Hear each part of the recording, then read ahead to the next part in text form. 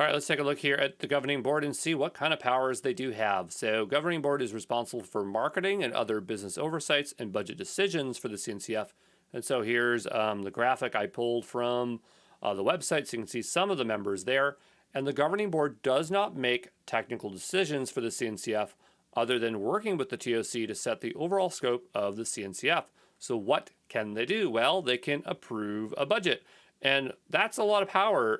So they're not making technical decisions, but if you need money for it, you're going to have to go through them in order for it to get approved. So directing the use of funds raised from all sources of revenue to be used for technical, marketing, or community investment that advance the mission of the CNCF. They can elect a chair of the governing board to preside over meetings, authorize expenditures approved by the budget, and manage any day-to-day operations.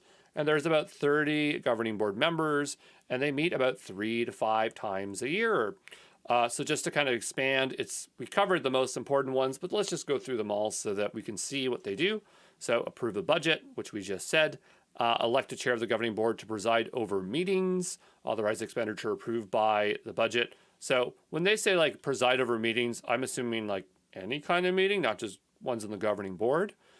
Vote on decisions or matters before the governing board, define and enforce policies regarding intellectual property, direct marketing and evangelism efforts through events, press, analyst outreach, web, social, and other marketing efforts, oversee operations and qualification efforts, establish and oversee any committees created to drive the mission of CNCF, establish and execute a brand compliance program, if any, based on the CNCF requirements, which may include a certification test to use the brand marks established by the TOC, adopt guidelines or policy for use of trademark, provide financial governance overall. So, they approve a budget, right? Like that's what I'm going to remember from it. And they can preside over meetings.